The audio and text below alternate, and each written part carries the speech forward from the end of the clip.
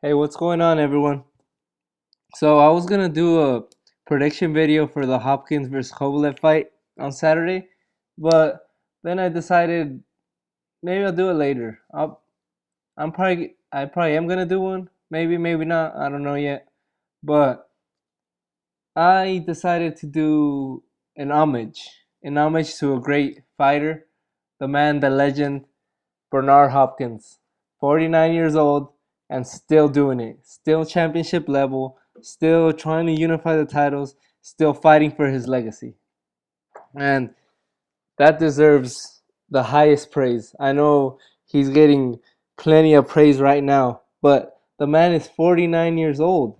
It's about time this man gets praised like he is being right now by the boxing world, because what he's doing is nothing less than spectacular. So any accolades, any recognition, any bottom line ass kissing he gets right now is well deserved, long time deserved. Um, yeah, even like when he beat Trinidad, Oscar De La Hoya, Tarver, Pavlik, he still hasn't gotten the respect that he is getting right now, and he's getting that respect because of his longevity, but because of his guts in the ring and in negotiations. He's not gonna let some stupid promotional issues get in the way of his legend, and that was proven in this fight. He didn't let the networks get in the way of a great fight being made. He doesn't care. He didn't care. He he saw the obstacles and he jumped them. He said, "I want to unify the titles. I don't got that much time left in my career."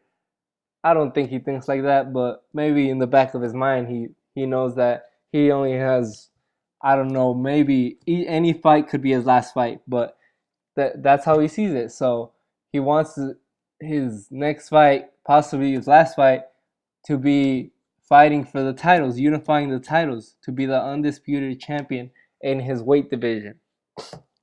And man, it's just unbelievable the way someone could be 49 years old and fighting these guys that are 17 years younger, and he's schooling them, he's beating them, he's making them look foolish, man. He had more energy than John Pascal when they fought that second time. He was doing push-ups. I was like, man, that is unbelievable. And I am not a big Bernard Hopkins fan. I am not a fan of his style. I think he's boring in the ring. I think he's dirty. He leans in with his head. He ties up a lot.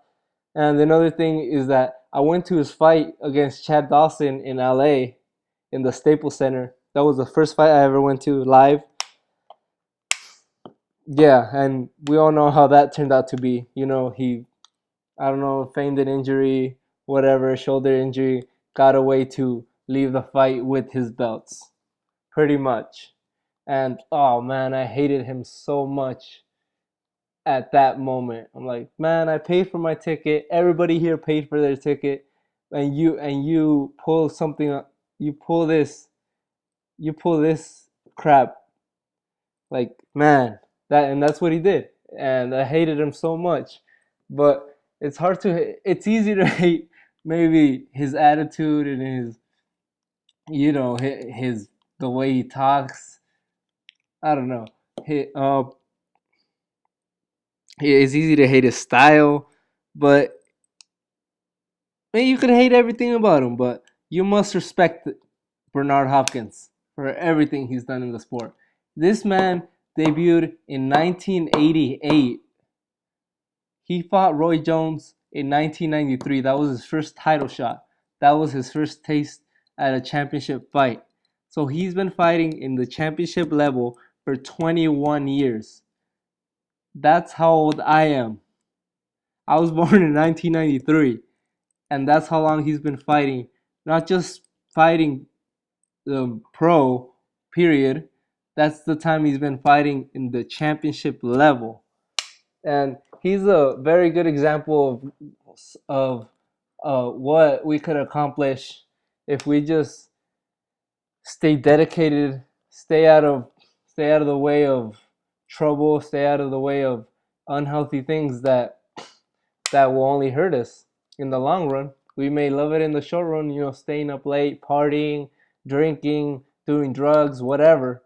We may all want to do that, but Bernard Hopkins is a perfect example of what one can achieve if we stay away from that. I think I saw in an interview or an article, and Bernard Hopkins said he hadn't eaten a piece of cake in 20 years.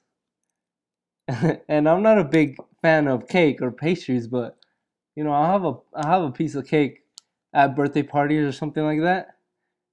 But this man hasn't had one in 20 years. But because he knows that this could be harmful to his career, this could be harmful to his legacy. Every fight he fights, every time he goes out there, he's fighting for his legacy. He's fighting for immortality, to be remembered amongst the greats, and he's not afraid to lose. He fought Joe Calzaghe, he fought Jermaine Taylor. He wanted that rematch for Jermaine Taylor. When he lost, he fought Kelly Pavlik, who was a dangerous puncher, and he fought him. He fought Chad Dawson, even though he didn't have to. Even though you may say that he was he was ducking Chad Dawson for a while, but he fought him eventually. And the fact that he fought him, after the time ducking, that means he was even older when he fought him. So any anything less than props for fighting a difficult style like Dawson or like Joe Calzaghe, you're in the wrong, because Bernard Hopkins doesn't duck prime black fighters. He doesn't duck big punchers. He doesn't duck anybody, and he's never been one to duck. He's not ducking anybody now at 49 years old. I would want to be in at least half as in shape as Bernard Hopkins is when I'm 49 years old. That is incredible. That is incredible. This man is probably truly, truly an alien. That is the perfect nickname for him. And you can't help but admire his work rate, his longevity in the sport, his dedication to the sport, his skills. And I think even after he retires, there is no way he's gonna leave the sport, and he'll probably be a trainer. He'll probably take the place of Nassim Richardson whenever he retires. Probably be in the corner with Nassim. I don't think he'll. I don't think he'll be. Well, he'll probably be the full time partner with Golden Boy, of course. But I think he's gonna be a trainer because he has so much boxing knowledge and so much knowledge of what a great champion should do in the ring and how to move, how to do the footwork, the basic fundamentals, which a lot of guys these days don't have. And that's why he is schooling fools that are 20 years younger, 18 years younger than him. That is why he is schooling them, because he is a student of the game still, and he has adjusted his game for his age. He realizes that he can't do the things he did when he was the middleweight champion of the world. He knows that, and he's adjusted and he's changed the style, at least tweaked it a little bit, and he knows what he can and cannot get away with. That's why he is a dirty fighter. He does clinch. He does maybe throw an elbows in once in a while, like a la Andre Ward, or lean in with his head, a la bowling ball head Tim Bradley. But that's every one of those things is what makes him great. Everything he does in the ring. You may not like how he fights. I don't like how he fights, but this man deserves to be respected, and any tribute that I could do or that anybody else could do is well deserved, and he deserves everything he gets in life today. He came from a prison inmate, and from he's from an ex-con to a world champion to a millionaire now to a boxing legend. He went from doing a stint in prison for 4 years to becoming one of the greatest to have ever laced them, and that is something we could all get inspired from. So this is my little homage to Bernard Hopkins, and I will maybe make a prediction on the Hopkins Kovalev fight, but I really can't wait for that fight. I really can't wait. It is a very interesting fight, and I think Bernard Hopkins is gonna pull it again. I think the alien will do his thing again because he is that boxing legend. He is Bernard Hopkins. All right, guys. Thanks for watching. Peace.